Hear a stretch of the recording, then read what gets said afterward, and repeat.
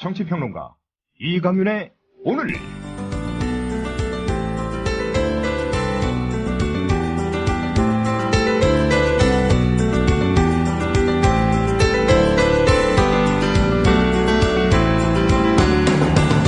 안녕하십니까, 이강윤입니다. 4월 23일 수요일 시작합니다.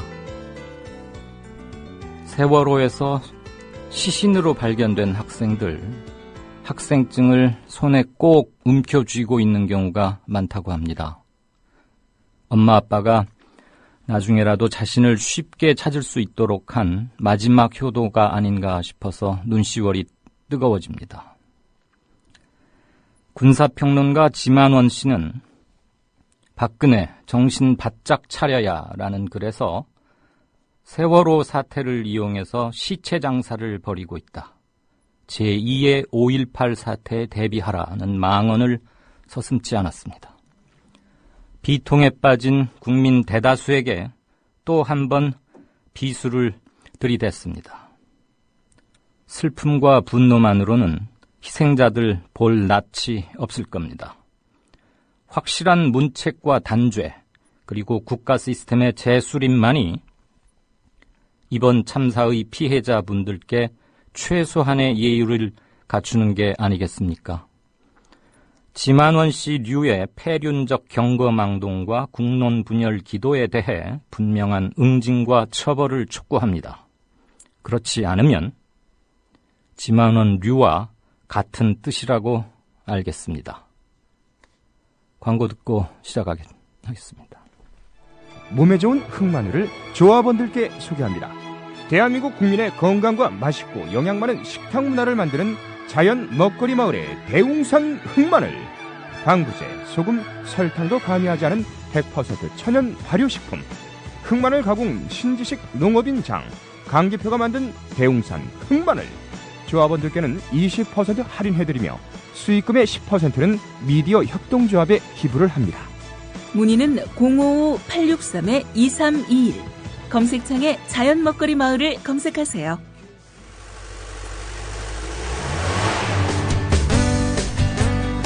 새로운 시작, 새로운 여행, 대한민국 투어. 대한민국 투어는 45인승, 28인승, 리무진 등 다양한 관광버스를 보유하고 있으며 최고의 서비스와 저렴한 가격으로 모든 차량을 이용하실 수 있습니다. 차량 문의는 1599-2686, 1599-2686. 여러분의 편안하고 안전한 여행길, 대한민국 투어가 함께합니다. 결혼식, 가족여행, 세미나, 네이버나 다음에서 대한민국 투어를 검색하세요. 45인승 리무진, 일반 버스, 35인승 버스, 28인승 리무진, 25인승 버스. 서울, 경기, 인천 어디서나 1599-2686.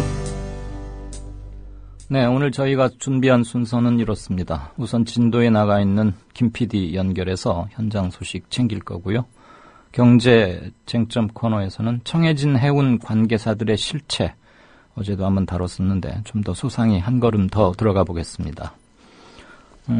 그리고 세월호 침몰 참사 관련 소식 묶어서 안은필 기자와 함께 알아볼 거고요. 진짜 인터뷰 코너에서는 새정치민주연합의 우원식 최고위원 연결해서 이번 사태에 대응하고 있는 새정치민주연합의 입장과 앞으로의 방침, 이런 것들 함께 얘기하겠습니다. 각 코너별로 하시고 싶은 말씀이거나 인터뷰 때 하고 싶은 질문 있으시면 게시판에 남겨주십시오. 최대한 반영하겠습니다. 사이프가 뭐했냔 말이야. 여기서 대안도 모르고 누굴 믿고 사냔 말이야. 이 나라에서 누가 저한테 사과하세요. 전정대사 같으면 책임을 져야지. 아이를 살자! 아이를 살자! 내가 내 새끼 숨기고 무슨 낯으로 세상을 사냐고.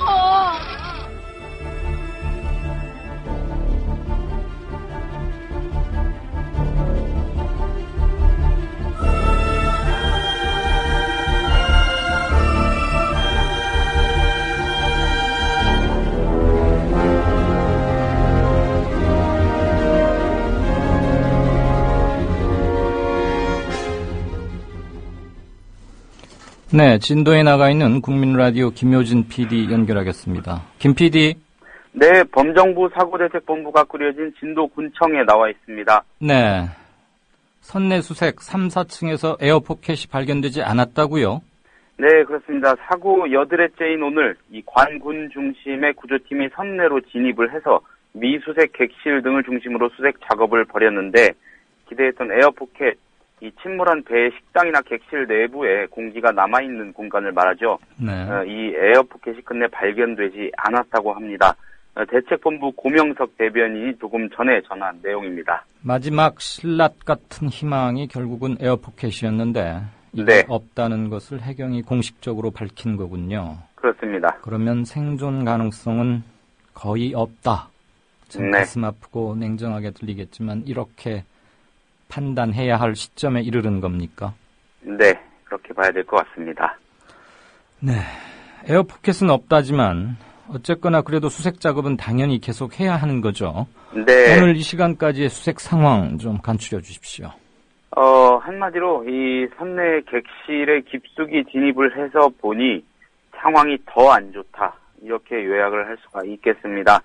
일단 선체가 한 차례 뒤집히는 과정에서요. 이 집기와 구조물 등이 얽히고 설켜 공간을 마구잡이로 차지하고 있어서 네. 객실 등으로 진입을 했다 해도 그 안에서의 그 잠수사들의 유형이 쉽지가 않은 상황인 것으로 알려져 있습니다. 그러니까 뭐가 걸리는 게 막 많아서 그렇죠. 아주 힘들게 진입하고 진입 속도도 늦어질 수밖에 없다. 뭐 이런 얘기죠. 네, 그렇습니다. 그리고 객실 입구가요. 각종 부유물 그리고 수압 때문에 단단히 막혀 있어서 특수 망치로 하나하나 깨부수고 이동을 해야 한다는 점도 수색 작업을 더디게 하는 원인입니다.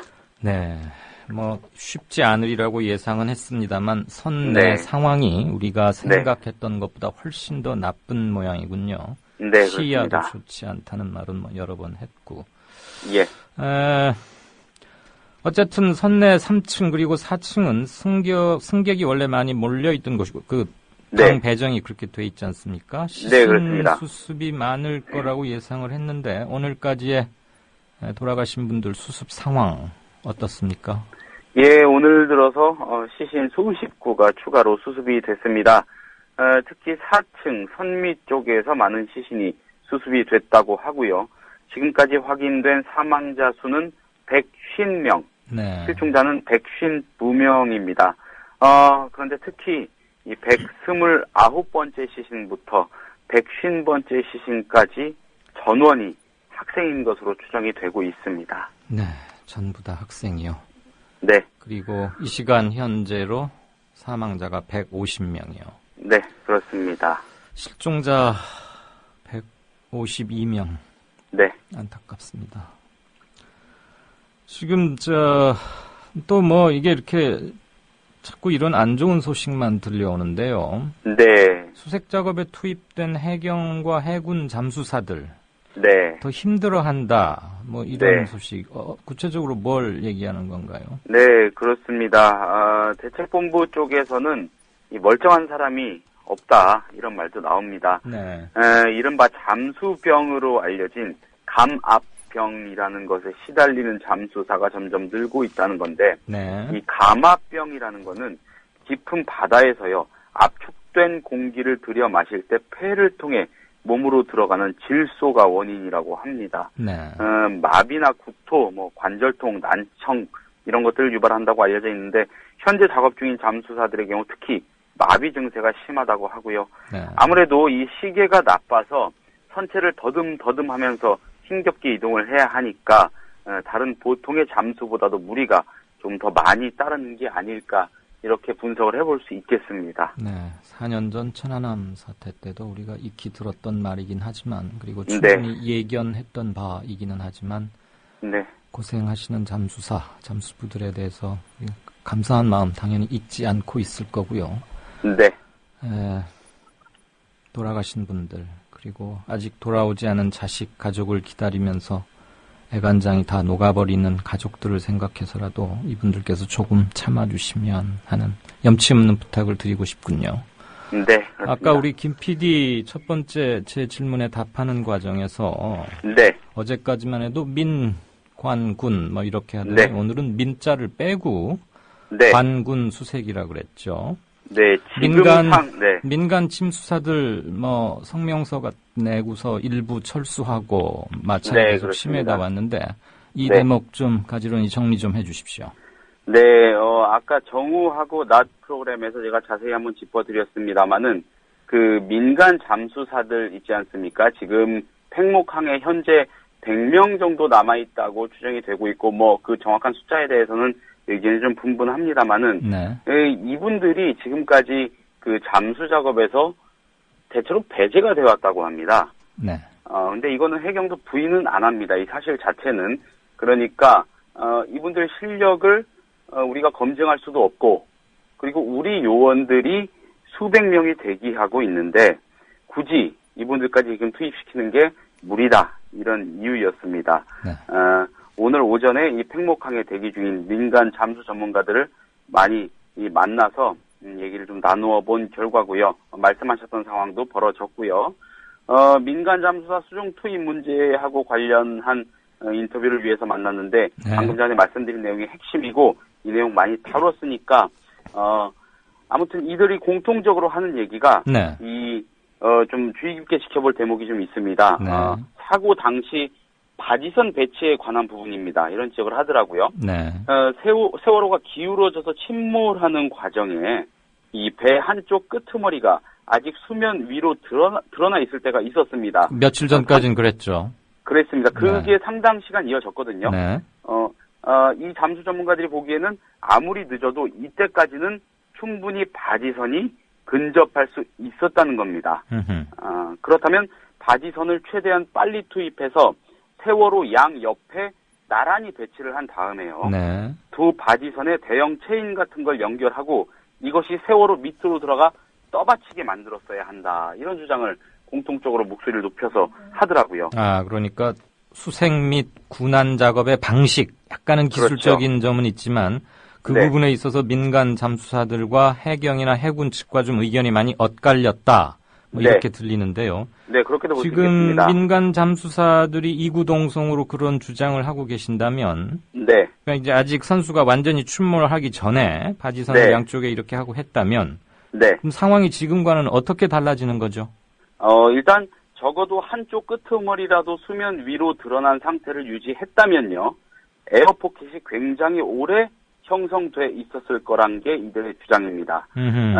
승객들이 생명을 유지할 수 있는 공간이 훨씬 더 오래 남아 있었을 거란 얘기고요. 그렇게 그리고, 주장하는 근거는 뭡니까? 그 상태에서 아무래도 바깥쪽으로 나와 있는 선체 부분이 있으면은 거기를 통해서 공기가 들어갈 거 아닙니까? 그 상태에서 움직이지만 않으면은 남아있는 에어포켓이 그렇게 쉽게 움직이진 않고 기압이나 수압 같은 것들이 그 상태에서 일정하게 유지되기 때문에 네. 에어포켓이라는 게 또 그렇게 쉽게 허물어지진 않는 거라고 합니다. 네. 그래서 아무튼 그 상태에서 딱 배를 잡고 있었으면은 더 훨씬 더 좋았을 거란 얘기고요. 네. 그리고 대형 선박의 한쪽 부분이 수면 위로 나와 있는 상태에서 완전히 잠기는 그 찰나 있지 않습니까? 네. 그때 선내에서 일어나는 변화가 상상보다 많다고 합니다. 일단 순간적인 수압, 기압의 변화, 또 이에 따른 선내 요동이 불가피하고요. 구조물이나 뭐 이런 것들이 굉장히 많이 혼란스럽게 움직이겠죠. 이것만으로도 갇혀있는 승객들에게는 아주 커다란 또 위험이라고 봐야 되겠고요. 그러니까 배의 일부가 수면 위로 나와 있는 것과 네. 완전 침수, 수면 아래로 네. 그 큰 배가 완전히 잠겨버리는 것은 선체 내부의 공간에 상당한 변화를 준다. 지금 뭐 그런 얘기인 거죠. 그렇습니다. 완전히 잠기는 그 순간, 그 찰나에 또 굉장한 변화가 있고요. 네, 전문가들의 얘기를 존중해야겠죠. 해군이나 해경의 잠수부들도 본질적으로 잠수를 한다는 점에서는 민간 잠수사들과 크게 다르지 않을 터인데 왜 이런 기술적인 부분에서도 크게 의견이 엇갈리고 작업에 은근히 배제한다거나 소극적으로 이렇게 밀어내고 그래서 서로 감정 대립까지 치닫는 양상으로 됐는지 그건 좀 안타깝습니다. 네, 그렇습니다. 실종자 가족들 계시는 진도 실내체육관 표정도 좀 알아봐야겠죠. 네, 조금 전까지 진도 실내체육관에 머물다가 진도 군청으로 넘어왔는데 여드레째를 맞아서 이 초기에 비하면 체육관에 머무는 실종자 가족 수가 크게 줄었습니다. 네. 여전히 많은 분들이 그곳에서 신라 같은 희망을 품고 가족을 기다리고 계십니다만 그래도 많이 줄어든 모습을 확인할 수 있고요. 이곳에 가면은 민간 의료기관에서 나온 의사들이 대거 자원봉사를 하고 있습니다. 네. 지금까지는 그냥 지나쳤는데 오늘 자원봉사 중인 의사 한 분하고 얘기를 좀 나눠봤습니다. 한 가지 특기할 만한 건요. 네. 의외로 이 사고 초기보다 지금 의사를 찾는 실종자 가족들이 더 많아졌다는 겁니다. 네. 가벼운 두통이나 감기, 몸살, 현기증 이런 증세에서부터 네. 이 혈압 문제, 또 심장 쪽 문제로 고통 호소하는 분들 많다고 하고요. 예, 조금 의아할 수 있긴 한데 이 사고 초기에는 놀란 가슴 쓸어내리는 데만도 정신이 없었던 분들이 며칠이 지나면서 몸 구석구석에서 이상 신호가 오는 걸 감지하는 경우가 많은 게 아니겠느냐. 이게 제가 만나본 의사의 분석입니다. 네. 특히 지병이 있었던 분들, 이런 분들이 여태껏 그냥 버텨온 경우도 더러 있다고 하고요. 앞으로가 참 더 걱정일 수밖에 없는 그런 상황입니다. 네. 처음에는 정신력으로 버티다가 네. 희망이 절망으로 자꾸 바뀌어지고 육체적인 컨디션도 좋지 않고 하면 건강한 사람도 병이 나는 게 당연한데 이분들 이 큰 상심에 안 아픈 게 오히려 이상한 일이겠죠. 그나저나 사람들이 많이 줄었다고 하니까 신원을 확인했거나 시신을 부여안고 집으로 돌아가서 줄어든 것이겠지만 남아있는 사람들의 적막감, 쓸쓸함, 비통함 이런 건 더 배가 될 것 같아서 남겨져 있는 분들이 다시 또 걱정이 되는군요. 네, 그렇습니다. 네, 지금까지 진도에 파견 나가 있는 국민라디오 김효진 PD와 함께 진도 상황 챙겨봤습니다. 수고하셨습니다. 네, 진도원청에서 전해드렸습니다.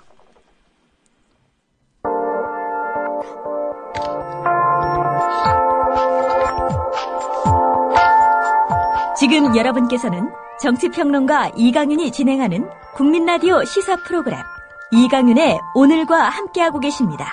계속해서 오늘의 경제 쟁점을 짚어봅니다.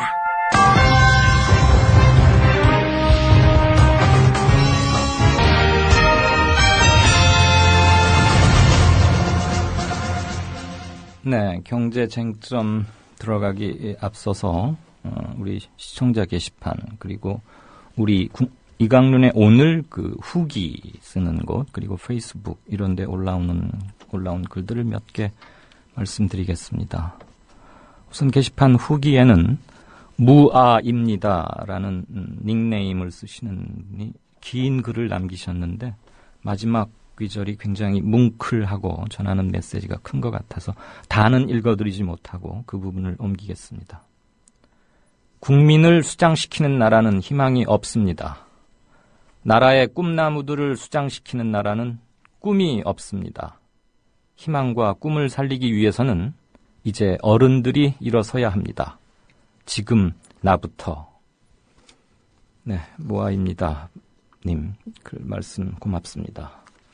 그리고 페이스북에는 임진경님께서 그 지만원 씨의 망언에 대한 글을 하나 남기셨군요.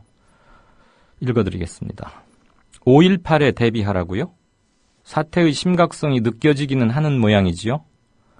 꽃보다 어여쁜 나이에 수장되어간 어린 넋들을 앞세워 정치판에 훈수질, 훈장질이 그렇게 하고 싶은가?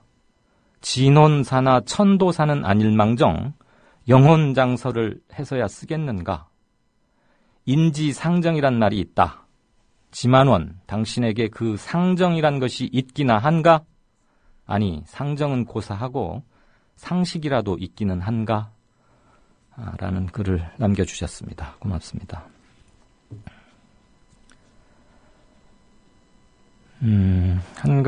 에어포켓 관련해서 글들이 많이 올라오고 있습니다. 지금 그 중에 하나를 조금 옮겨보죠. 누구냐 넌이라는 닉네임, 제가 닉네임이라고 하는 게 맞습니까? 대화명 또는 닉네임? 뭐가 맞죠? 네? 닉네임이 맞다 그러는군요. 네, 아직 이런 거에 잘 익숙치 않아서요. 닉네임이 영어여서 가급적 쓰고 싶지 않아서 물어봤습니다. 아무튼 누구냐 넌이라고 하는 분께서 네, 그분 것도 읽죠. 창피해서 얼굴 들고 다닐 수가 없다. 어떻게 해야 할까? 혈압도 오르는 것 같고 미치겠습니다. 대선 때보다 더 힘드네요. 가늠하지 못한 저의 것이기 때문인가 봅니다. 죽겠다. 이런 탄식을 남기셨습니다. 지금 우리 모두의 심정을 아주 진솔하고 잘 응축하신 것 같습니다. 그리고 우리 한글 히읗만 쓰시는 분이네요. 에어포켓 없었다는 거 믿어야 하나요? 민간 잠수사들을 뺀 시기와 묘하게 들어맞기도 하고 이러시면서 실망감과 반신반의를 이렇게 담아주신 것 같습니다. 네, 다시 또 조금 있다가 게시판은 챙겨보겠습니다. 경제 코너 짚어보는 시간이죠. 김광수 경제연구소의 길경식 이사 옆에 나와 계십니다.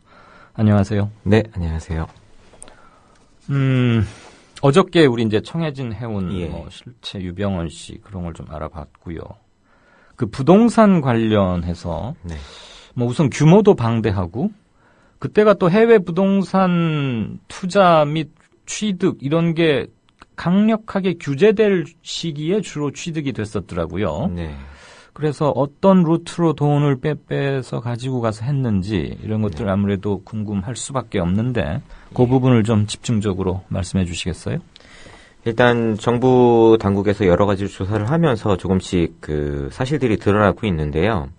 천해지 등 10개의 계열사가 현재 보유하고 있는 부동산의 장부가액만 1,845억 원에 달한다고 합니다. 네. 지역도 말씀하신 것처럼 서울 강남의 노른자 땅부터 제주도까지 전국 곳곳에 땅과 건물들을 보유하고 있는 것으로 나타났는데요.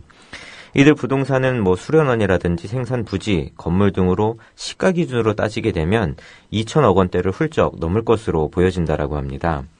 계열사별로 좀 나눠서 보면 천해지 같은 경우에는 장부가액이 830억 원 상당의 부동산을 소유하고 있고 그래서 계열사 중에는 가장 큰 규모로 소유하고 있는 것으로 나타났고요. 국내인가요, 이건? 이게 경남 고성에 고성에. 예. 네. 세모 같은 경우도 인천에 장부가액이 293억 원에 달하는 부동산을 소유하고 있는 것으로 나타났고 다판다라는 계열사 같은 경우도 서울 강남 역삼동에 한 대여섯 개 정도의 부동산을 소유하고 있는 것으로 나타났고 남양주에 있는 부동산까지 모두 합치면 장부가액이 170억 원에 달하는 것으로 나타났다고 합니다.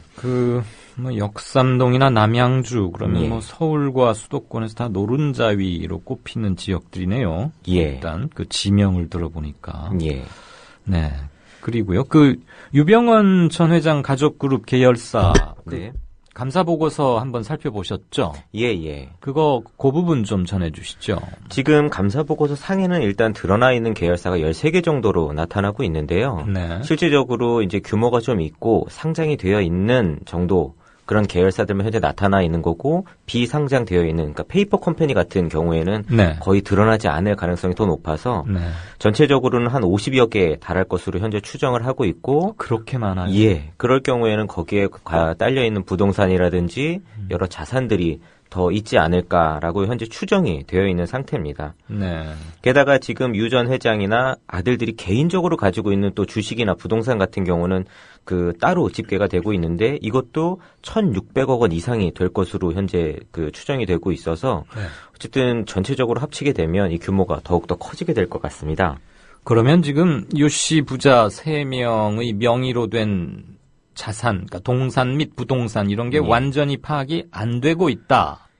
이런 얘기입니까? 현재 감사 보고서라든지 네네. 여러 가지 이제 드러난 자료들에 나타나 있는 것만 합산했을 때 현재 이 정도고요. 네. 지금 여러 가지 계열사의 상황이라든지 지금까지 이 진행되어 온 과정들, 회사의 이렇게 이력 같은 것들을 살펴봤을 때 충분히 그 뒤에 숨겨져 있는 것들이 얼마나 될지는 조금 더 조사를 해봐야 될 것으로 좀 보여집니다. 검찰하고 국세청의 분발이 아주 필요한 대목이군요. 예. 이제 국내 재산이 이렇다는 거고 예. 해외 쪽은 어때요? 일단 유 전 회장 이 가족 그룹이 홍콩이나 미국, 프랑스 등 주요 국가에 진출을 해서 13개 해외 법인을 설립해서 운영한 것으로 지금 나타났습니다. 특히 해외 법인 대부분은 이제 유 전 회장과 두 아들이 주요 주주로 대부분 등록이 되어 있는 상태고, 거의 대부분의 자금들이 이제 부동산 투자 쪽에 많이 투자가 되어 온 것으로 현재 밝혀지고 있습니다. 그래서 처음에는 투입된 자산이 한 270억 원 가량 정도 됐었는데, 이게 최근에 현재 시가로는 1천억 원대로 불어난 것으로 알려져 있고요. 지금 좀 드러나 있는 매입 사실들을 살펴보면 유 전 회장이 2012년에 프랑스 남부의 한 마을을 법원 경매로 이제 통째로 매입했던 것이 좀 이슈가 됐었다라고 합니다. 네. 게다가 또 캘리포니아에는 대규모 라벤더 농장도 가지고 있다라고 하고, 특히 이제 유 전 회장이 전에 회사 명의로 이 캘리포니아의 대규모 부동산을 사들였었는데, 이게 1990년대 말에 주식회사 세모가 법정 관리 들어가면서 2000년에 미국 회사에 매각이 됐다라고 합니다. 네네. 근데 이 매각한 회사를 살펴보니까 베어포 패밀리 호텔 리조트라는 회사였는데, 일부에서는 이제 이 회사가 유 전 회장 층의 이제 차명 회사다, 그러니까 페이퍼 컴퍼니 같은 거다라고 네. 알려지면서, 더군다나 이 회사가 단순히 이 부동산만 매매한 것이 아니라 이 회사를 통해서 유 전 회장 일가가 자금 세탁이라든지 네. 재산 능익을 했을 가능성이 있다라고 지금 미국에서는 좀 이 가능성이 제기되고 있는 상태라고 하고, 그러니까 쉽게 말하자면 왼손에 있던 거 오른손으로 옮긴 거군요. 예. 내부자 거래. 예. 예. 종교인이라고 알려져 있는데 예. 이렇게 교묘하게 아주 영악하게 돈 세탁하고 하는 것은 뭐 종교 이런 거 아무 상관이 없나 보죠. 현재 이제 뉴스 일부 언론에서 이슈가 되고 있는 부분이 좀 종교와 관련된 부분도 있는데요. 네.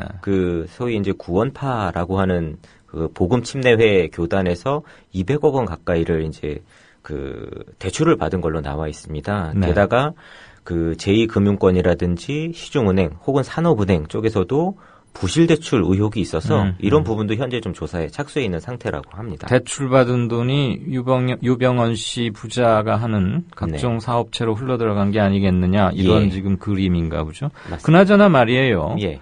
청해진 해운에 유병언 씨 부자, 유씨 세 부자의 이름은 전혀 나오지 않는데, 네. 지금 상호 출자를 통해서 간접 예. 지배를 하고 있지 않습니까? 예. 그런데 청해진 해운에다가 이번 사건의 피해와 관련해서 구상권을 행사할 때, 네. 청해진 해운만은 사실 그렇게 자산 규모가 크지 않고, 맞습니다. 배도 서너 척밖에 안 되는데 얼마나 네. 되겠어요? 네. 그러면 유씨 일가가 갖고 있는 이 거액, 이것을 다 구상의 대상으로 삼을 수 있나요? 만약에 이제 불법의 어떤 요인들이 명확하게 드러난다라고 하면 네. 그런 것들이 가능하겠지만, 만약에 그런 어떤 불법의, 그러니까 실소유자로 나타나는 현재 추정이 되고 있는 유병언 전 회장이라든지 두 아들들하고의 어떤 관계를 통해서 이게 불법적인 면이 확실히 좀 드러난다라고 하면 그쪽까지 연결을 해서 구상권을 취하는 것도 가능하겠지만, 만약에 그런 부분들 명확한 불법 사실이 드러나지 않는다라고 하면 계열사에게까지 구상권을 청구하는 것이 좀 어렵거나 혹은 시간이 좀 굉장히 오래 걸릴 가능성도 있을 것으로 좀 보여집니다. 시간이 오래 걸린다면 좀 걸려서라도 환수를 하면 되는 것인데, 네.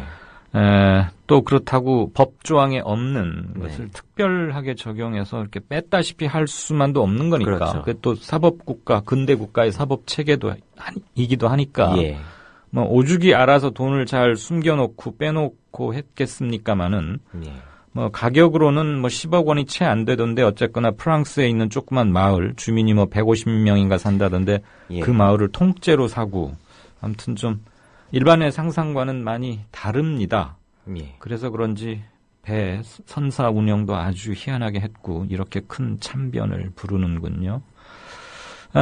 청해진 해운을 비롯한 계열사들이 유병언 전 회장의 개인 활동을 도와줬다. 아무래도 비즈니스 측면이겠죠? 예. 이건 구체적으로 어떤 얘기들인가요? 지금 이제 인터넷상에는 이 유 전 회장이 아해라는 이름으로 해외에서 이제 사진작가 활동을 하고 있다라는 이제 기사들이 나오고 있는데요. 네. 이 아해라는 작가의 작품을 관리하고 전시하고 홍보하는 회사가 이제 아해 프레스 프랑스라는 회사가 있다라고 하는데, 네. 여기 회사에 이제 천해지가 14억 원 정도를 투자를 해놓고 있고, 또 헤마토 센트릭 라이프 연구소라는 곳에는 12억 원 정도를 투자했는데, 이 두 회사가 결국 이 유 전 회장의 작품을 홍보하고 전시하고 판매하고 이제 또 특히 지난해 같은 경우에는 19억 원어치를 이 아헤프레스 프랑스로부터 매입을 했는데 이게 아마 대부분 저 유 전 회장의 작품이지 않을까라고 추정이 되고 있다라고 합니다. 네. 특히 이제 이 아헤프레스 프랑스 같은 경우에는 지난해 35억 원의 순손실을 기록을 해서 이 천혜지가 투자한 돈이 평가 손실로 따지게 되면 이제 7억 원 정도 손실이 나와 있는 상태라고 하고 또 이 연구소 같은 경우에는 유 전 회장이 매년 이제 포럼을 계속 개최를 했다라고 합니다. 그걸 2010년서부터 계속 지원을 해주고 있는 상태고 어쨌든 유 전 회장이 개인적으로 혹은 뭐 사업적으로 여러 가지 하는 활동들에 계열사들이 지분 투자라든지 혹은 이 가상 매입을 잡아줘서 그 보조를 해주는 식으로 좀 연계가 되어 있었던 것으로 좀 보여집니다. 네. 잘 알겠습니다. 연 이틀 천혜진 그리고 유병헌 씨 일가에 대해서 많이 조사도 하고 견해 주셔서 고맙습니다. 네. 일부러 오늘 스튜디오까지 오셨고요. 네. 잘 들었습니다. 네, 감사합니다. 지금까지 김광수 경제연구소의 길경식 이사였습니다.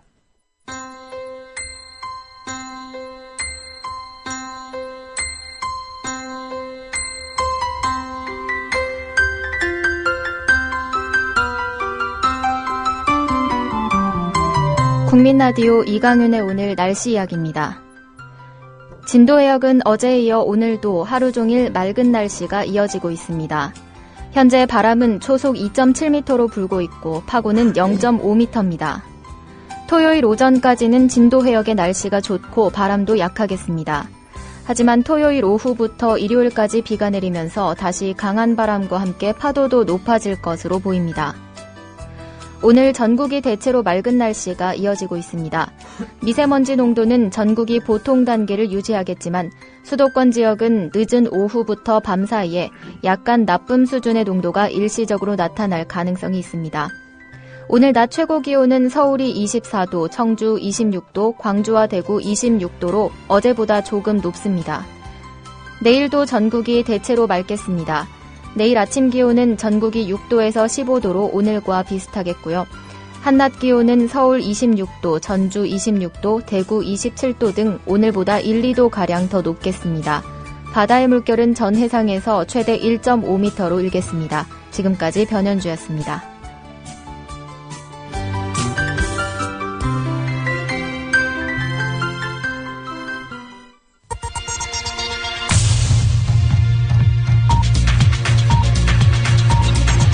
국민TV 뉴스 기자 안은필의 논쟁으로 본 뉴스. 네, 6시 22분 57초, 6시 2분 6시 막 3분이 됐군요. 안은필 기자와 얘기를 나누기 전에 제가 한두 가지 짤막한 것을 좀 말씀드리고, 참사, 여객선 침몰 참사 얘기 좀 나누겠습니다. 오늘 아무래도 가장 큰 관심은 해경이 발표한 에어포켓 없더라라는 것과 지만원 씨 같은 사람의 망언이 또 한 번 풍파를 일으키는 이 정도로 생각하고 싶은데요. 아까 김효진 PD가 그 선내 상황을 설명하는데 이게 아무래도 라디오라는 매체의 한계겠죠. 텔레비전이라면 컴퓨터 그래픽 이런 걸 이용해서 좀 소상하게 이해하기 쉽게 그림으로 보여드릴 수 있을 텐데 우리 게시판에 영어로 마틴스라는 닉네임을 쓰시는 분께서 글을 올려주셨는데 읽어보니까 그 에어포켓이 왜 없어지게 됐는지 이 부분을 나름대로 참 잘 해주신 것 같습니다. 제가 전해드리겠습니다. 마틴스님의 글은 제가 듣기로는 선수가 잠기면서 선체의 자세가 바뀌었다고 한다. 바닥이 위로 향했다가 가라앉으면서 옆으로 누운 자세가 되어버린 거죠. 이런 변화가 어떤 영향을 주는지는 간단하게 바가지를 엎어서 물에 눌렀다가 옆으로 눕혀보면 알 것입니다. 물론 선체 내부는 훨씬 더 복잡하긴 하지만 그래서 뱃머리, 즉 선수가 가라앉고 자세가 바뀌었다는 설명을 해경이 사고 가족들에게 할 때 모두 한숨을 쉬던 장면이 기억이 납니다. 이분 굉장히 관찰력이 아주 뛰어나시고 좀 전문가이신 것 같습니다. 뭘 아주 많이 아시니까 이렇게 쉽게 설명해 주시는 것 같아요. 그래서 바로 그런 이유 때문에 바지선 옆에 대고 자세를 고정했어야 한다. 이렇게 아쉬워하는 분들이 있는 것이고요. 참고로 며칠 전에 저희 인터뷰에도 모셨습니다만 신상철 대표가 뱃머리 선수가 수면에 있을 때 빨리 바지선이나 옆에 있는 대형 선박 같은 것으로 이렇게 받추는, 더 이렇게 가라앉거나 옆으로 넘어가지 않게 그렇게 고정하거나 지지하는 그런 시도를 해야 한다, 그런 주장을 했는데 역시 그 부분을 또 언급을 해주셨습니다.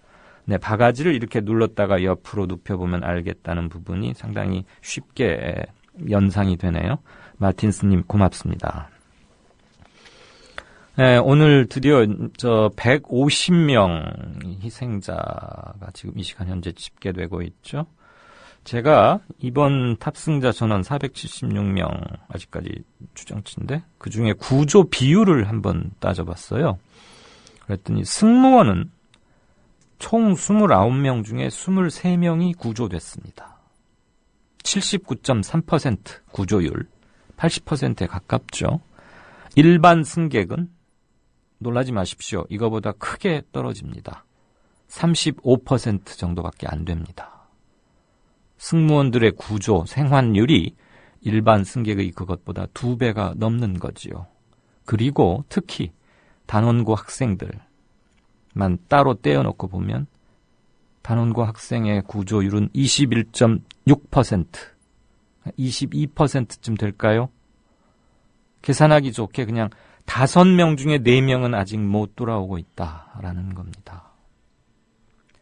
승무원의 구조 생환율과 단원고생들의 구조는 거의 4배 차이가 납니다.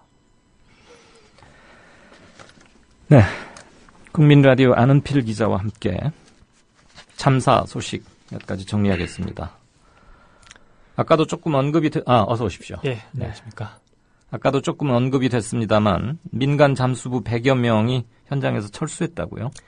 네, 현장에 모였던 200여 명의 민간 잠수자 중에서 반절가량인 100여 명이 철수했습니다.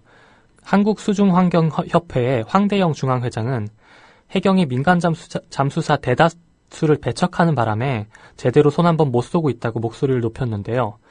또 현재 해경과 용역 계약을 맺은 언딘 마린 인더스트리라는 민간 기업이 있습니다.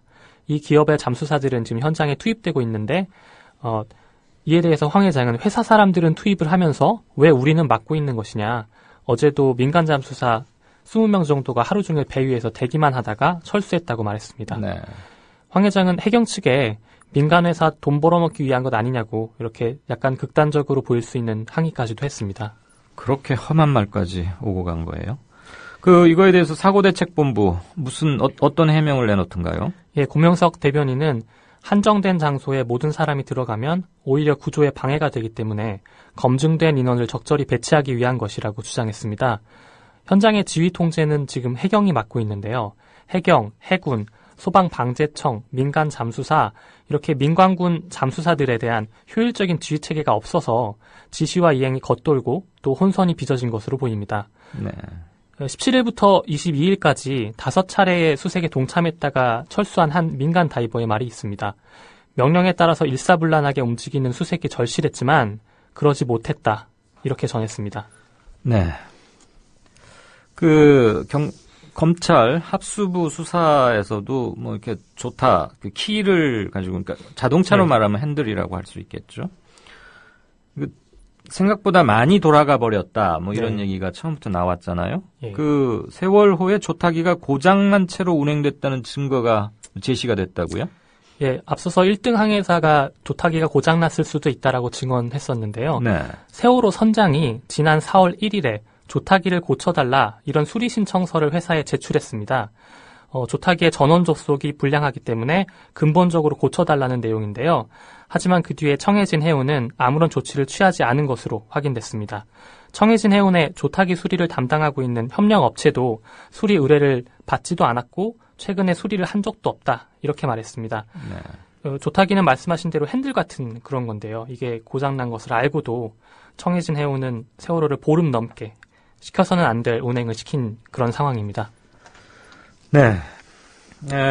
이 부분이 오늘 굉장히 큰 논란인데 해경이 제 역할을 했느냐 이걸 가지고 그런데 지금 해경이 수사 주체란 말이에요. 네. 그래서 앞으로 굉장히 인화성이 강한 부분인데 우선 첫 신고를 한 그 승객 중에 고등학생 단원고생이겠죠. 네. 해경이 그 학생한테 해경이 뭐 GPS 위치 위도는 몇 도고 경도는 몇 도냐 뭐 이렇게 자꾸 여러 번 묻고 그러느라고 그 귀한 시간을 허비했다는 거죠 지금. 예, 맞습니다. 이 학생은 최초에 25분에 전남 소방본부에 신고를 했는데요. 잠깐만요. 네. 25분이요? 52분입니다. 네, 52분이죠. 네. 8시 52분에 전남 소방본부에 신고를 했고 전남 소방본부는 진도 해경에 3자 통화를 연결했습니다. 그래서 해경은 전남 소방본부로부터 위치에 대해서 진도 조도 서거 차돌이 인근이다라는 말을 들었습니다. 네. 그런데 해경은 위급 상황을 반복 확인하면서 아까운 시간을 날렸고요. 네네. 학생하고 연결되자마자 해경 근무자는 위치를 말해달라, 위경도를 말해달라 이렇게 거듭 요청했고요. 네. 학생이 당연히 모르지 않겠습니까? 그래서 잘 모르겠다고 대답을 하니까 그럼에도 불구하고 또 제 차 위치를 밝혀달라고 재촉을 했고요. 이어서 배 이름은 뭐냐, 또 배 종류는 뭐냐 이런 질문들을 했습니다. 결국에 해경은 경비정을 오전 8시 58분에야 출동시키는 그런 총극을 빚었습니다. 아니 도대체 이해 안 가는 게 한두 가지가 아닌데 일단 진도 VTS 관제센터로부터 전남 소방본부로부터 진도 옆에 조도의 서거차도리 인근이다라고 이미 배의 현재 위치는 들은 거 아니에요? 이 위치가 정확한 위치는 아니고 통화 내역을 통화 지점을 추적했을 때 이 위치라고 알려줬습니다. 어쨌거나 네. 그러면 해경에서는 모니터로 항적을 다 추적 관리하는 것이니까 네. 거기가 무슨 강남역 내거리처럼 승용차 버스 이런 게 무더기로 몰려다니면서 몇백 대, 몇천 대의 배가 왔다 갔다 하는 것도 아닌데 네. 우선 그렇게 파악을 하고도 고등학생 지금 119로 전화를 신고한 고등학생 아닙니까? 이 네. 친구 참 기지도 있고 막 배가 흔들리고 기우는 과정에서도 신고한 것만도 대단하던데 아니 이 승객이잖아요. 그렇습니다. 승객에게 어떻게 위도 경도 몇 도를 묻는 그런 얘기를 할 수 있죠? 그러니까 한마디로 얼빠진 해경 아닙니까? 맞습니다. 이게 이 학생은 살려달라, 배가 넘어가고 있다, 이렇게 침몰하고 있다, 이렇게 얘기까지 했는데도 이런 식의 어떤 적절하지 못한 대처가 많이 안타깝습니다. 그리고 배 이름과 배 종류만 말을 했어도 이건 정기 연안 여객선이기 때문에 신고돼 있는 항로를 따라가는 거예요. 네, 맞습니다. 자기들이 조금만 찾아보거나 컴퓨터 한 번만 해보면 될 일을 가지고 지금 급박한 위기를 느끼고 무서워서 신고를 한 고등학생에게 경도와 위도를 몇 도, 몇 분, 몇 초 이렇게 말하라. 네, 이게 우리나라 재난구호기관 바다의 질서를 잡고 치안을 유지하고 구난에 대응해야 하는 해경의 근무 태도입니다. 어쨌거나 그 위중한 시간 동안 4분 30초가량을 그런 수준의 것을 확인하느라고 허비했고 그래서 6분 후에야 경비정이 출동할 수 있었단 말이죠. 그렇습니다. 그때 6분이면 얼마나 아깝습니까? 다시 들어도 또 화가 나는 대목이네요. 네, 그 문제는 조금 있다가 저와 함께 뉴스 행간에서도 한번 다시 좀 짚어보겠습니다. 다음 단원고 학생들이 원래 타기로 했던 배는 이 세월호가 아니었다는데 이건 무슨 얘기예요? 예, 단원고는 지난해 7월에 수학여행 위탁 용역 입찰 공고를 내고요.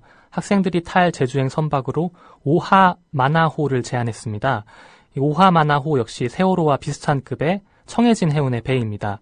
그러니까 원래 타기로 했던 배에서 바뀐 셈인데요.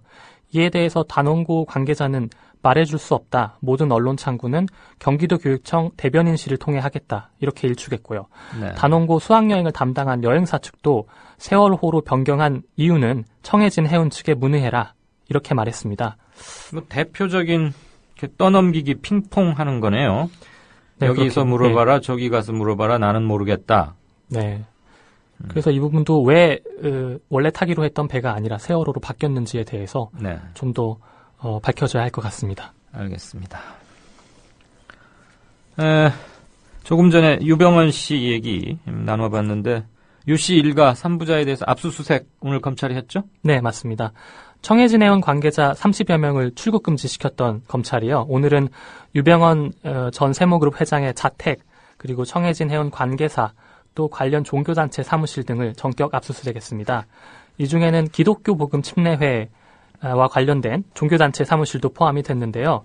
기독교 복음 침례회는 유 전 회장과 이 회사 고위 임원들이 활동하는 유 전 회장이 장인이 설립한 선교단체로 알려져 있습니다. 네. 그리고 청해진 해운의 지주회사 I1I 홀딩스라는 회사의 관련 자료들도 국세청이 어제인 22일 특별 세무조사에 착수해서 자료를 압수했습니다. 검찰은 압수물 분석이 끝나는 대로 조만간 유 전 회장 일가 그리고 계열사 임직원들을 소환해서 조사할 방침입니다. 아, 유병헌 전 회장도 부른답니까? 예, 그렇습니다. 알겠습니다. 지난 월요일이었던가요? 저희가 최초로 세월호의 이상을 신고한 게 몇 시, 어디이냐, 이거는 이번 사건 수사에 그리고 원인을 밝혀가는 데 있어서 거의 출발점이죠. 그러니까 대단히 중요한 것이죠. 그러니까 사고 발생 시점, 접수 시점을 언제로 확정하느냐는 것은 그 이후에 취해진 조치들의 위법성 여부를 따지는데 대단히 중요하기 때문에 이것에 대한 논란을 한번 전해드린 적이 있는데 그때 취재가 사실 좀 미진한 부분도 있었고 그래서 추가로 좀 알아봐서 말씀드리겠다고 약속을 드렸고요. 오늘 그것을 좀 전해드리겠습니다. 우선 첫째, 국립기관인 국립해양조사원의 항행경보시간은 이제 처음엔 8시 30분 경으로 했다가 8시 55분으로 부랴부랴 바꿨어요. 네. 근데 도대체 국립해조원은 어떤 경위로 그런 정보를 취득해서 8시 반이라고 항행 경보를 내렸다가 왜 엿새 만에 부랴부랴 8시 55분으로 수정했는지 그 전말과 함께 사연을 좀 정리해 주시죠. 네, 일단은 국립해양조사원은 8시 반으로 했던 것은 언론을 통해서 시간을 확인했다고 밝혔고요. 그런데 이것의 문제는 국립해양조사원의 잘못도 있지만 해양수산부의 잘못도 있습니다. 해양수산부가 사고가 발생한 지 한참 지난 시간인 16일 오전 11시가 넘어서야 국립해양조사원에 상황을 통보한 것으로 확인됐습니다. 네. 국립해양조사원은 해경이나 국방부 이런 관계부처의 통보를 받아야만 항행경보를 발령할 수가 있습니다. 아, 그러니까 자기 자체적으로는 항행경보를 내릴 수 없다 이 말이죠. 네, 그렇습니다. 하지만 이날 해수부는 사실 고지는커녕이고 국립해양조사원이 사고 사실을 확인해달라 이렇게 연락을 했음에도 불구하고 그 사실을 확인해주지 않았다고 합니다. 네. 이 때문에 해양조사원의 항행경보가 늦게 그것 오전 10시가 넘은 시간에 그리고 잘못된 정보가 담긴 항행경보를 발령했던 것이고요. 그래서 다시 8시 55분을 수정하는 그런 일이 있었습니다. 아니, 해수부에 물어보고서 허락을 받고 항행 경보를 발령해야 되는데 해수부가 답변을 안 했다. 네. 그래서 지금 텔레비전이나 신문, 뉴스 사이트 이런 걸 보고 언론사 사이트에서 8시 30분 경이라고 해서 그러니까 그렇게 올렸다. 지금 이런 얘기잖아요. 그렇습니다. 정보를 주지 않은 전파의 소극적인 해수부도 문제가 있고 예. 국립이라는 글자가 들어가는 국가기관인데 네. 이곳의 그 업무 방식도 이해하기 힘들군요. 그렇습니다. 아무튼 세월호 때문에 그동안 묻혀져 있던 여러 가지 것들이 너무 한꺼번에 다 쏟아져 나오고 있는 것 같습니다. 그날 우리가 그제 또 우리가 청취자분들께 KBS 텔레비전의 굿모닝 대한민국 그래서 뭐 속보를 봤다고 주장하는 분들이 전국 각지에서 나오고 계시는데 어떡하느냐. KBS 측은 뭐라고 반응이냐 그것 좀 추가 취재해달라고 그랬죠. 네. 굿모닝 대한민국 제작팀장과 통화를 했습니다. 네. 일단 다시보기는 지금 현재 공개되어 있는 다시보기는 원본이라고 밝혔고요. 그리고 다시보기가 잠시 막혔던 이유에 대해서는 보통 굿모닝 대한민국의 다시보기는 방송이 된 당일 오후에 보통 올라가는데요. 이게 다시보기가 올라간 이후에 금지를 했던 것이 아니라 방송이 끝나자마자 정지를 시켰다고 합니다. 네. 그리고 그 이유에 대해서는 해당 프로그램에 소비자 리포트라는 코너가 있는데요. 당일 방송에서는 식당 음식 재사용의 실태에 대해서 담았습니다. 그러니까 이 방송에 일반 음식점들이 방송이 되기 때문에 일반 업소가 상관이 없는 업소가 피해를 보면 안 되기 때문에 모자이크, 자막 이런 것들에 좀 더 만전을 기하기 위해서 다시 보기를 막았었다. 이렇게 설명했습니다. 네. 그리고 네. KBS 뭐 다 말씀하신 거죠? 네. KBS 얘기를 들어보니까 구구절절히 하는데 참 옹색하다는 생각은 듭니다. 어쨌거나 KBS도 자기들의 이 텔레비전의 굿모닝 대한민국이 이런 논란의 대상이 되고 있다는 건 알고 있었죠? 네, 알고 있습니다. 그렇다면 그냥 당당하게 그 방송 원본 파일을 그냥 홈페이지에 올려놓고 보도자료 한 장 내면 되는 거를 이렇게 수많은 사람을 여러 날 동안 궁금하게 하고 무슨 이의를 제기하는 댓글을 강제 삭제 조치를 하고 왜 그런 단시한적인 처사를 했는지 참 이해 가지 않습니다. 참고로 KBS는 국내 최대의 방송사이자 재난 기간 방송사이기도 합니다. 네, 지금까지 국민 라디오의 아는필 기자였습니다. 수고 많았습니다. 네, 고맙습니다. 참고로 말씀드리면 우리 아는필 기자가 국민 TV 그리고 라디오의 뉴스 사이트를 혼자서 다 관리를 합니다. 그 일이 상당히 벅찬데 저를 잘못 만나서 추가로 일을 하고 그러느라고 요즘 고생을 좀 많이 합니다. 청취자 여러분들께서 제가 양 기자를 너무 이렇게 엄하게 대하는 게 아니냐 싶은데 아끼는 후배고 훈련도 시킨다는 생각도 있고 일이 많아서 좀 그런 거 있으니까 혹여라도 오해 없으시기 바랍니다. 자, 양 기자 고맙습니다. 네, 고맙습니다.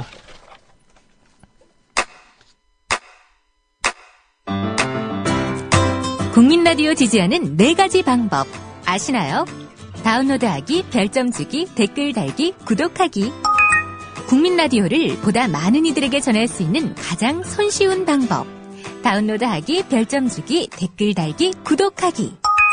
잊지 마세요. 다운로드하기, 별점 주기, 댓글 달기, 구독하기.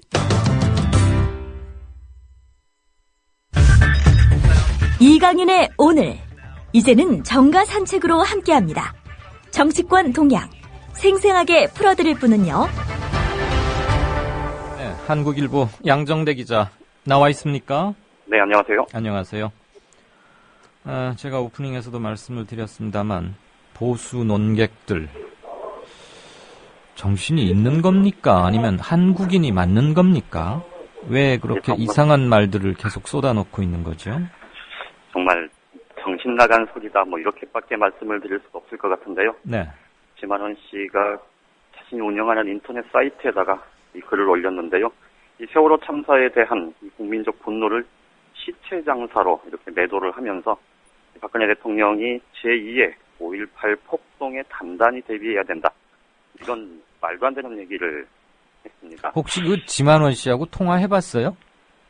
지만원 씨 전화 안 받습니다. 아, 그래요? 저는 기분 나빠서도 안 했는데 혹시 양 기자는 또 일이 기자니까 네. 통화했으면 뭐 물어보려고 그랬죠. 그럼 오늘 또 뭐 또 썼다면서요? 예, 자신 이 글에 대해서 비난이 굉장히 많아지니까 오늘도 글을 하나 더 올렸는데요. 오늘 글은 더 가혹한입니다. 이 새누리당 정몽준 의원 막내 아들이 실종자 가족들과 국민을 미개하다 이렇게 폄하를 해서 굉장히 논란이 됐잖아요. 네. 그런데 이 발언을 반듯하고 어른스러운 발언이다 이렇게 옹호를 했고요. 또 새누리당 한교 최고위원이 난데없는 헷갈론을 제기해서 또 여론의 문매를 맞았었는데 네. 이거에 대해 또 정확하고 과학적이고 애국심 발언이다. 뭐 이런 얘기를 했습니다. 이런 거를 사실 이 방송을 통해서 전해드리는 것 자체가 전낭비 아닌가 싶을 정도예요. 이 당 관련 인사들, 특히 이제 지만원 씨 같은 경우는 뭐 자칭 보수 논객 아닙니까? 이런 부적절한 언행이 계속 이어지면서 이 새누리당 지도부가 곤혹스러운 표정이 역력한데 이 송영선 전 의원, 네. 뭐 이분도 정말 또 큰 몫을 했습니다. 네. 국민의 의식부터 재정비할 수 있는 기회가 된다면 불행한 것만은 아니다. 좋은 공부의 기회가 될 거다. 이런 말도 안 되는 얘기를 했는데요. 어쨌든 네. 정말 새누리당 쪽에서 나오는 얘기들 정말 가관입니다. 진짜. 알겠습니다. 더 이상 언급하지 않겠습니다. 일단. 이런 일이 있다는 건 말이에요. 결국은 대충 네네. 사과하고 시간 좀 지나면 또 이렇게 망각해버리는 우리가 네. 그런 잘못된 관행, 뿌리채 뭘 뽑거나 개혁해보지 못해왔기 때문에 그래서 이렇게 되풀이되는 거 혹시 아닐까요? 그렇죠. 그리고 더더군다나 이 정치인들이 이번 참사와 관련해서 이 정부의 무능, 이런 부분들에 대해서 이제 공무원들에서는 굉장히 엄격히 질타를 하면서도 정작 정치인들 자신에 대해서는 굉장히 지금 관대한 모습을 보여주고 있습니다. 네. 이 유가족과 실종자 가족들도 국민들의 가슴에 잇따라 대못을 박아놓고 이 새누리당 정치인들 모두 하나같이 사과 한마디 하고 그냥 물러나서 이 시간이 지나면 또 다른 문제 나올 거다. 뭐 이렇게 생각을 하는 모양이죠. 네. 이 새누리당 차원에서 사실은 굿 경고조차도 없는 좀 어처구니 없는 일이 계속 반복이 되고 있습니다. 오늘 당 내에서 이 같은 상황을 질타하는 목소리가 나왔는데요. 사실상 내부 인사나 마찬가지죠. 조동원 홍보본부장 자신의 페이스북에다가 새누리당 징계위원회는 핑계위원회다 이렇게 비판을 했습니다. 이 핑계 저 핑계 대면서 동료 의원들 감싸기를 일관한다 이런 겁니다. 그럴 거면 아예 문 닫아라 이런 얘기까지 했습니다. 오늘 여야 지도부가 이 안산 올림픽 기념관에 마련된 임시 분향소를 방문할 예정이었는데요. 야당 대표들은 무건 가서 아무 말 없이 분향을 했고요. 그런데 새누리당은 일정 조정을 이유로 해서 지금 일정을 미뤘습니다. 아마 또 정부 여당에 대한 싸늘한 시각을 의식했기 때문 아니겠느냐 이런 얘기가 나오고 있습니다. 그렇다고 분향을 미룬다, 조문을 미룬다. 참 책임성도 없고 자신감도 없고 이렇게 해서 국정을 주도해갈 여당이라고 할 수 있을지 저는 좀 의문스럽습니다. 양 기자, 오늘 그 문책성 개각론 공개적으로 제기되고 있는 것 같아요. 이렇게 되면 이제 자연스럽게 국면을 좀 바꿔가는 이거 같은데 말 꺼내기 힘들었던 이 말이 어떤 계기로 이렇게 툭 공개적으로 수면 위로 올라온 겁니까?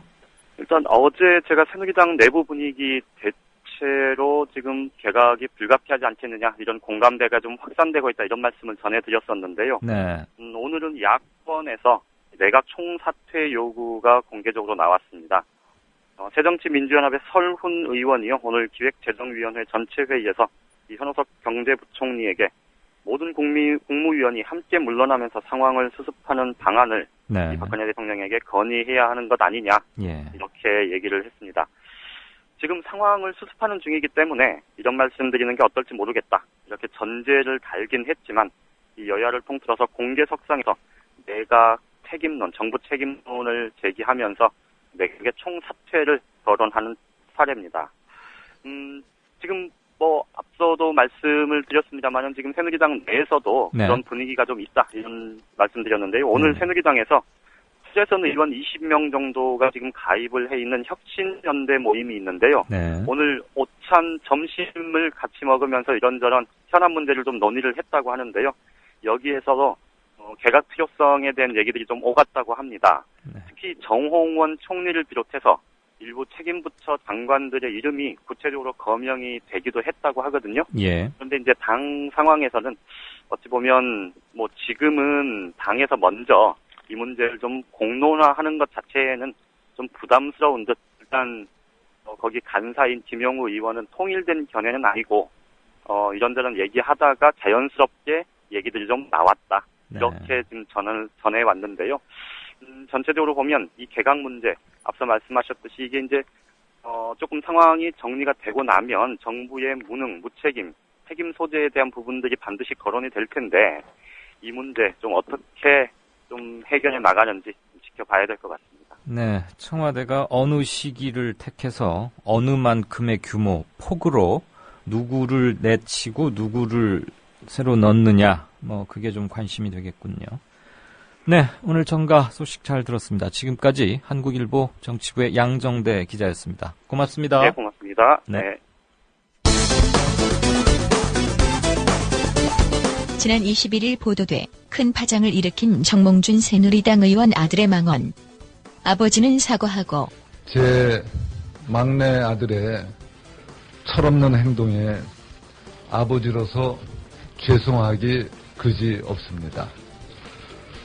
저희 아이도 반성하고 있지만 이 모든 것이 아이를 제대로 가르치지 못한 저의 불찰입니다.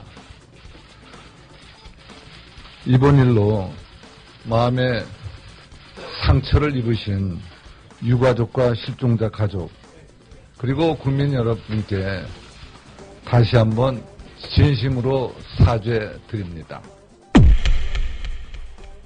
권한희 의원입니다. 우선 연일 진도에서 가슴을 태우면서 실종자를 기다리는 유가족들에게 진심으로 사과를 드립니다. 국회의원으로서 부적절한 행동을 해서 무리를 일으킨 점 국민 여러분들께도 죄송하다는 말씀을 드리겠습니다. 또 다른 새누리당 국회의원인 이 양반은 왜 사과할까?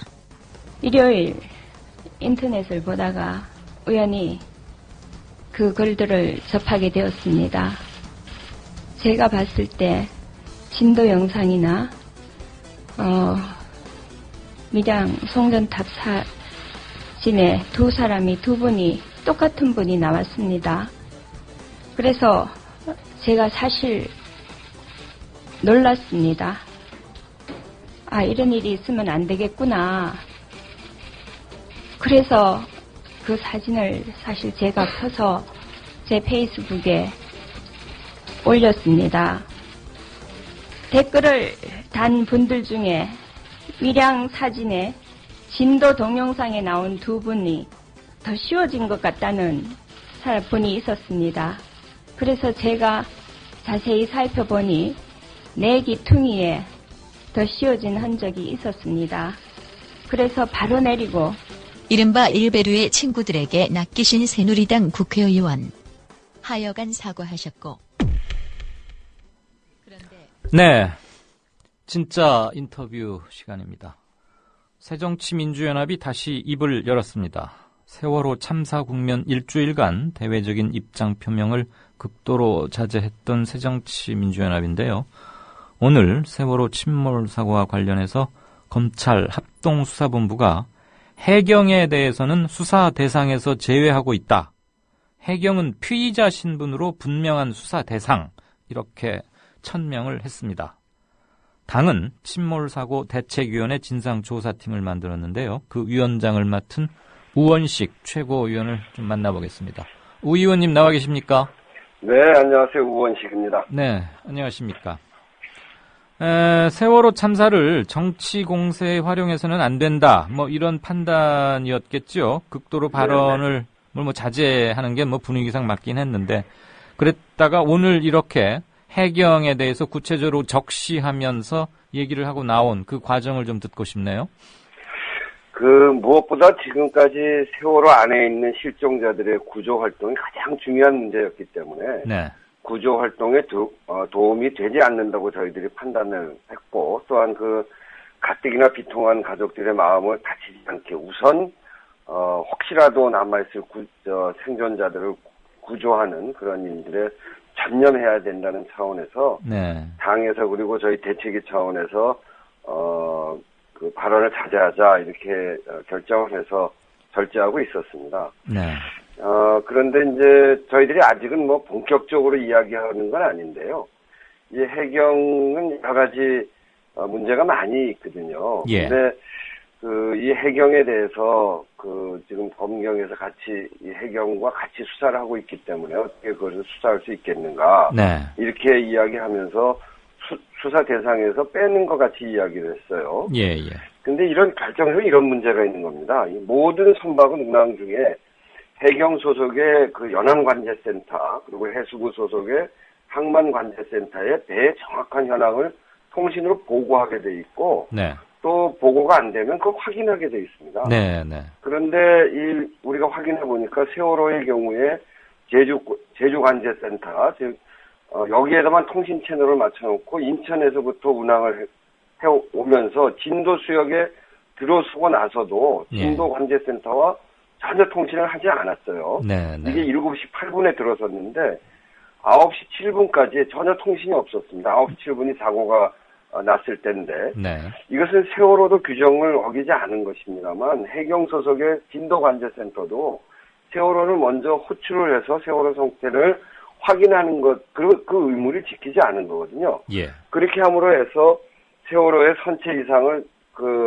감지하지 못했고, 세월호도 침몰 징후를 느끼고 가까운 진도 그 관제센터가 아닌 먼 제주 관제센터에 신고함으로 해서 예. 여기 아주 골든타임 11분을 허비해버렸고요. 예. 의원님, 그 보도가 됐고 다들 알고 있는 사항은 좀 짧게 압축을 그래서, 하거나 넘어가셔도 됩니다. 네, 그건 다 이미 알고 있으니까요. 이 해경에 대해서 이건 엄정하게 수사를 해야 됨에도 불구하고 이렇게 빼고 가는 것은 상당히 문제가 있다. 이렇게 저희들이 지적을 했죠. 그러면 지금 검경합동수사본부, 합수부라고 우리 줄여서 말하는데 그 검은 검찰이고 경은 해경 아닙니까? 네. 그럼 그 합수부에서 해경 빠지라고 해야 되는 거 아닌가요?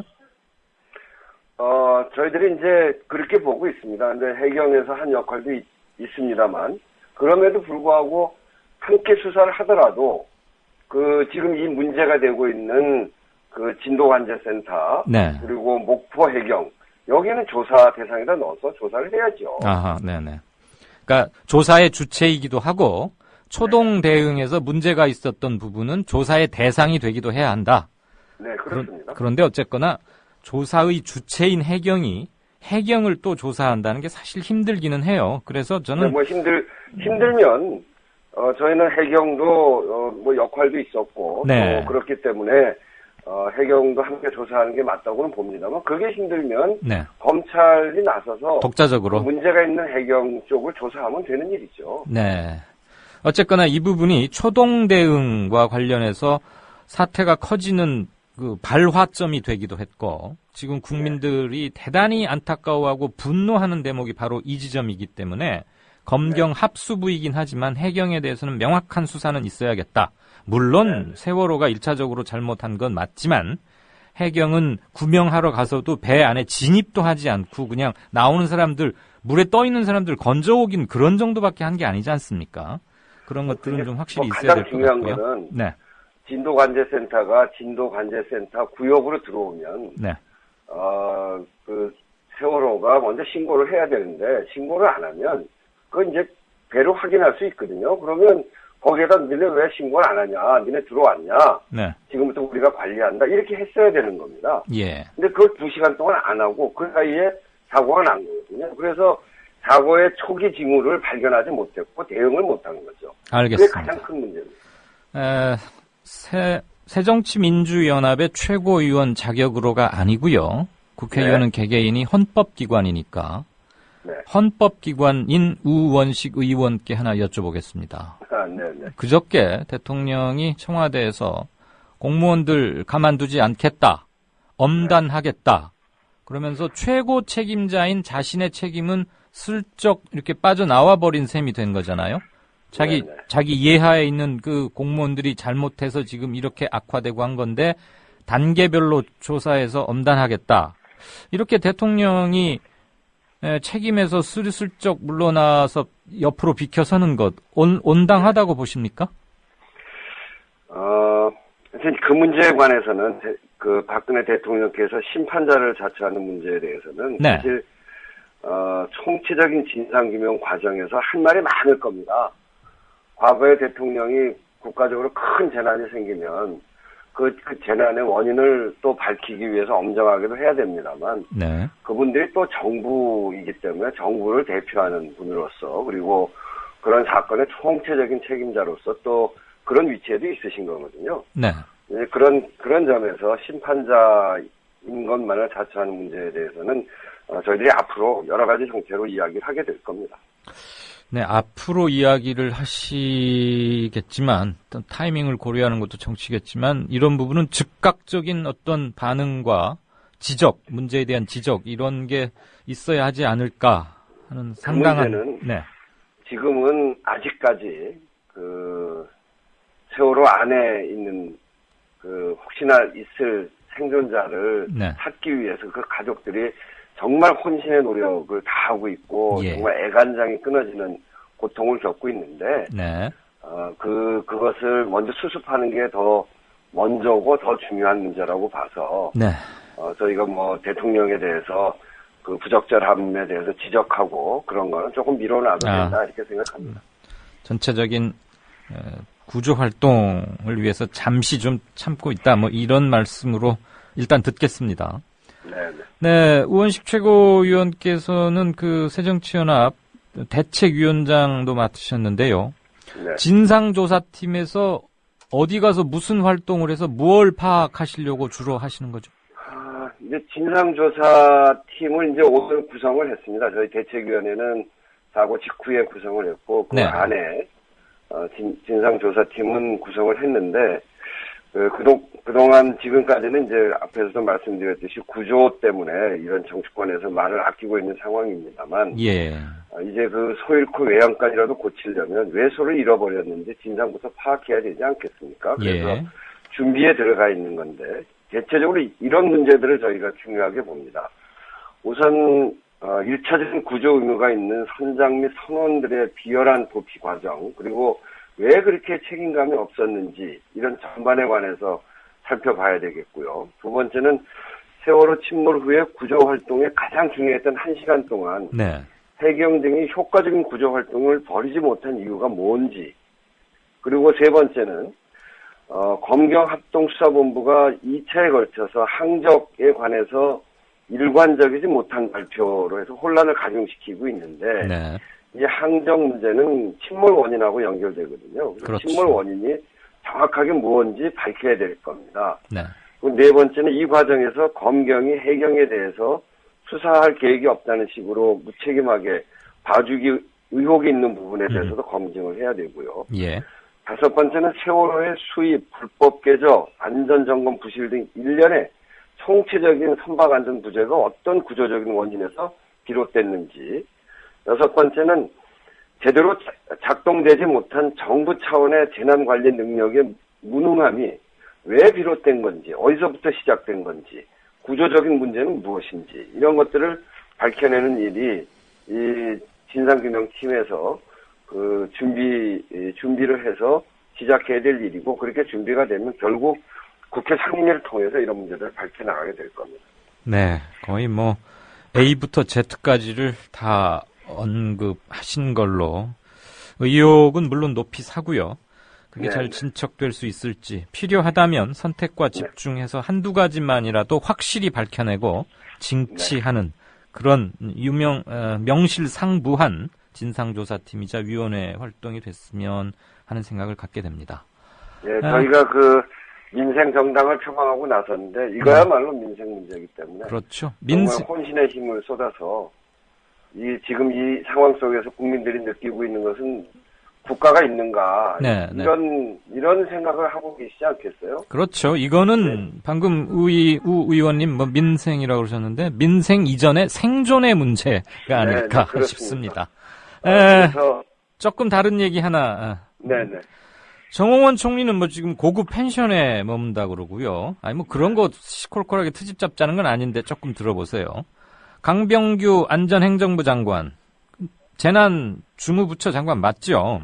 네. 사고 첫날 보고 받고도 무슨 지방에 행사에 가서 한가하게 기념 촬영도 하고 굉장히 늦게 올라왔어요. 네. 물론 장관이 없으면 차관이 하면 되긴 하지만 제대로 안 돌아갔으니까 문제가 되는 거죠. 네. 그리고 치킨 시켜 먹고 야근하다가 먹을 수도 있긴 한데 중앙일보 기자가 오늘 컬럼에 썼던데 그런 것도 좀 모양이 사납고 서남수 교육부 장관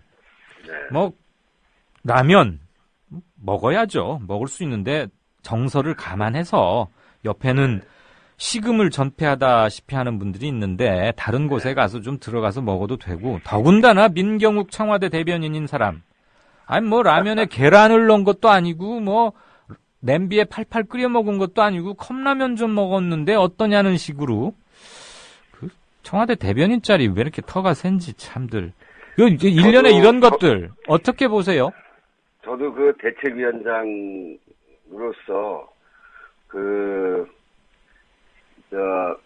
진도의 체육관에 가서 봤거든요. 네.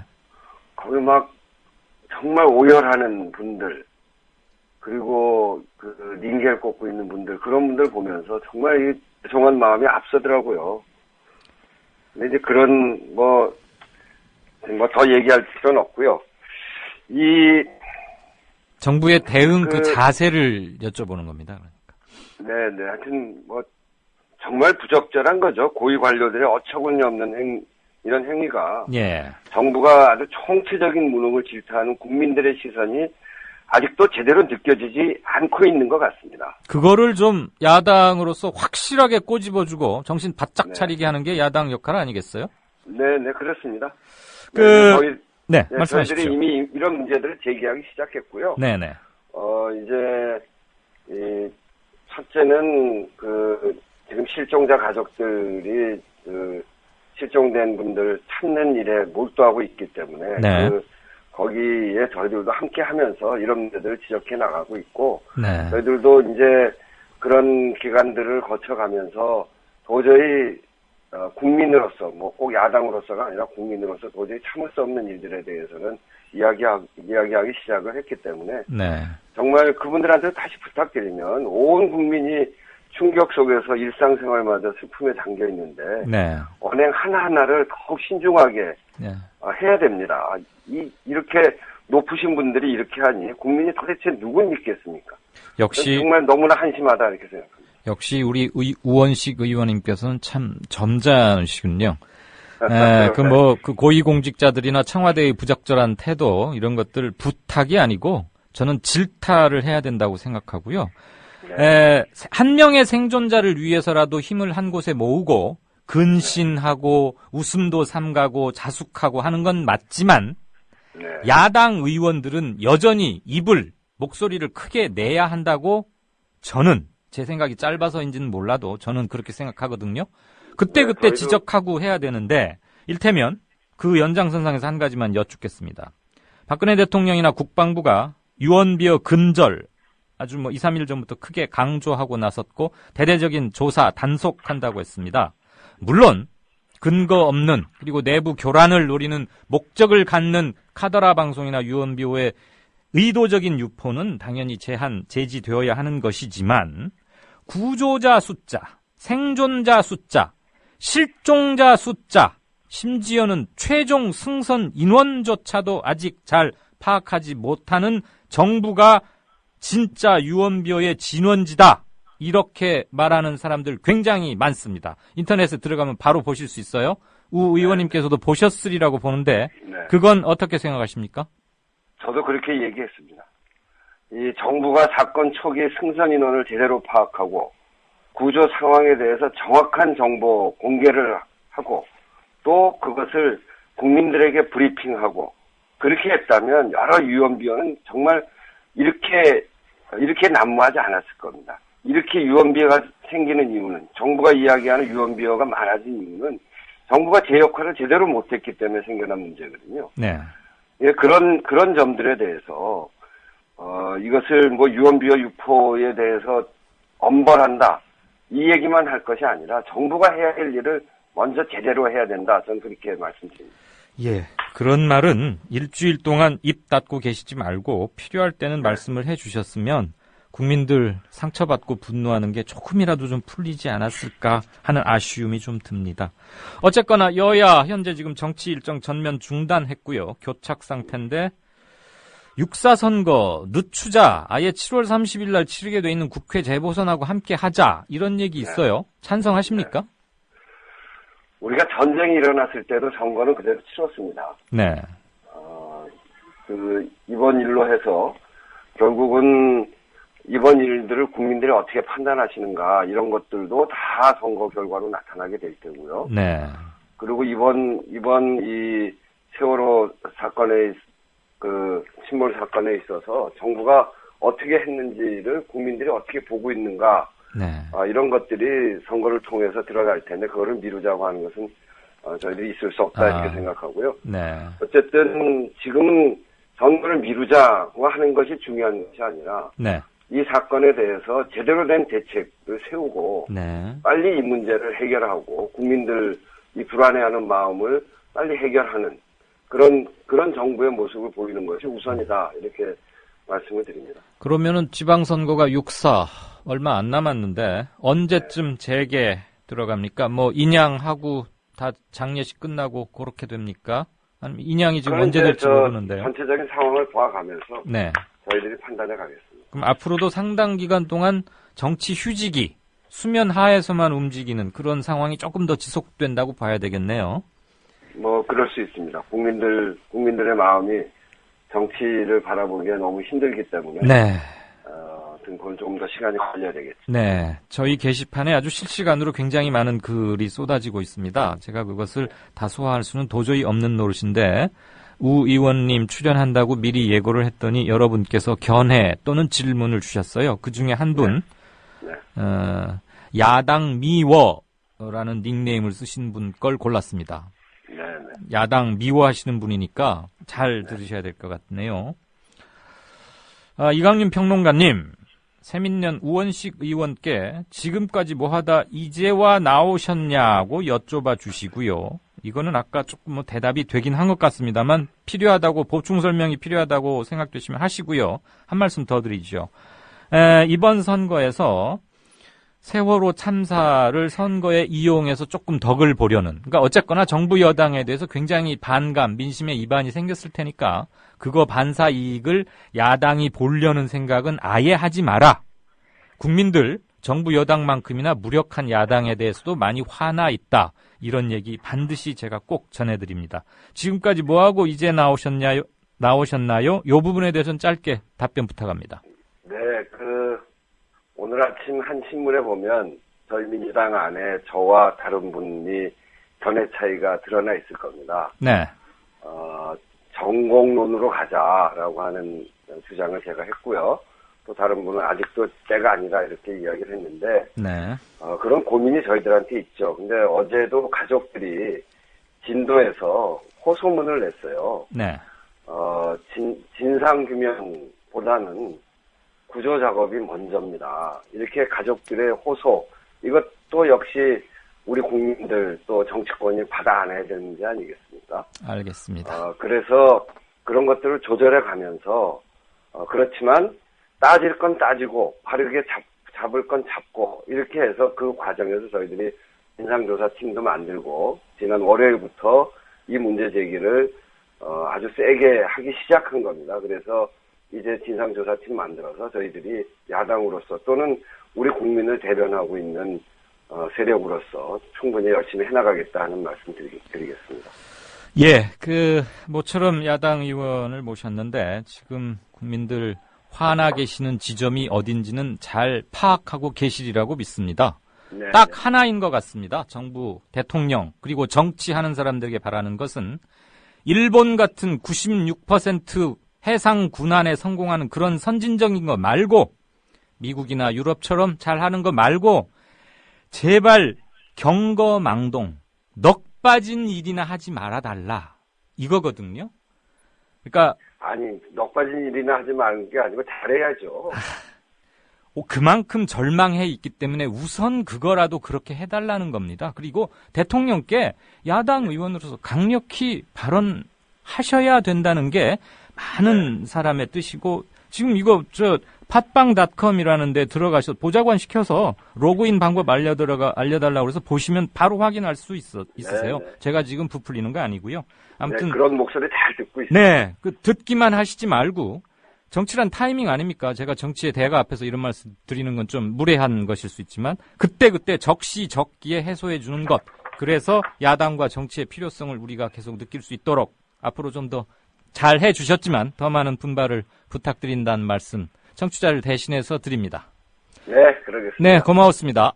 네, 감사합니다. 지금까지 새정치민주연합의 우원식 의원이었습니다.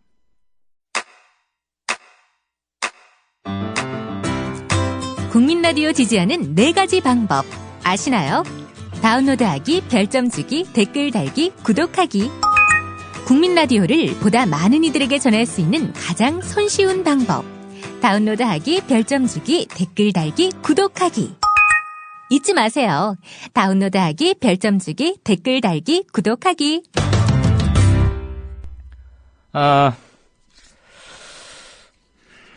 오늘은 시간이 좀 여러 가지로 많이 길어졌습니다. 그래서 뉴스 행간으로 다루려고 했던 것은 해경의 문제점이었는데 방금 우원식 의원과의 인터뷰 그리고 몇몇 기자들과 얘기를 하면서 일정 부분 됐다고 생각하고요.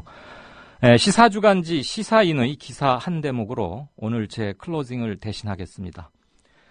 사고 이튿날 박근혜 대통령이 진도 실내체육관을 찾았다. 대통령은 책임질 사람은 모두 엄벌하겠다고 말했다. 이 발언으로 박 대통령은 시스템의 최종 책임자에서 구름 위의 심판자로 자신을 옮겨놓았다. 시스템이 무너져 내리는 가운데 최종 책임자인 대통령은 자신의 책임을 말하는 대신에 책임질 사람에 대한 색출 의지를 과시하는 단죄자의 자리를 자연스럽게 차지해버렸다. 즉 침몰하는 시스템에서 대통령은 그렇게 가장 먼저 탈출했다. 청와대에서도 시사인을 봤을 거라고 생각합니다. 이강윤의 오늘 순서는 여기까지입니다. 들어주셔서 감사합니다. 저는 내일 5시 반에 다시 뵙겠습니다.